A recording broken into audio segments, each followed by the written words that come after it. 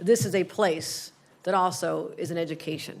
You come in through the doors, you have a chance to step back in time and to realize, this convergence of cultures that occurred in this very place. And a story that had been suppressed for so long, told only from one perspective of people who lived here. That's certainly one perspective, but it is nowhere near the whole story. So that is why, Yonkers, goes back to 1646. I mean, that's extraordinary. 1646. So there's hundreds of years of story to tell, and that's exactly what we're doing. Because Yonkers' story is part of the rich story of New York and rich story of our great United States of America, too. So from the indigenous people who are the original keepers and protectors of this land, there's exhibits downstairs that talk about their existence. There's a diorama of a village that shows you what it was like to live on the Hudson back then, and for kids and everyone in all ages to go back and imagine what it was like at that time.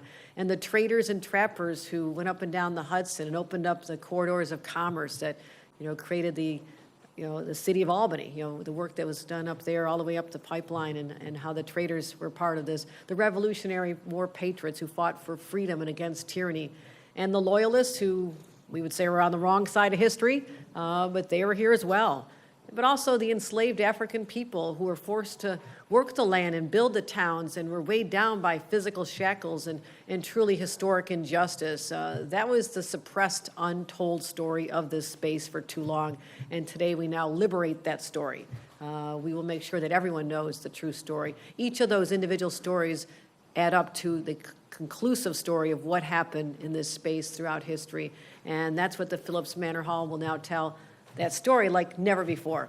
This hall became symbolic in many ways of what had to happen, what had to be preserved.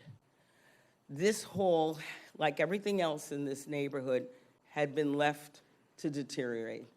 And so when the state looked at it and they were trying to save dollars, they looked at this hall in this largely impoverished neighborhood, impoverished because people would not invest in it, and they said we could get rid of this. And so the mayor asked me and others to do a citywide coalition, east and west, to save this hall. There's so much history that has happened here. A lot of people don't realize it. When you start to tell the story, it unfolds like peeling an onion. There's just layer after layer after layer of some really surprising things that people sit back, and young people sit back and go, wow, I didn't know that.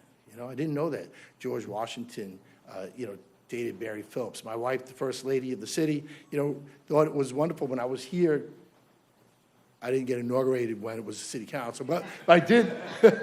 but I did have one of our swearing in right here in front, and that's when my wife said to me, "Yeah, but did he really come here? Did he not really come here? What was this whole story about?" And she ended up writing a book that the Smithsonian Channel did an hour documentary on her book, talking about Philipse Manor Hall and Yonkers, and which we're so very, very proud of.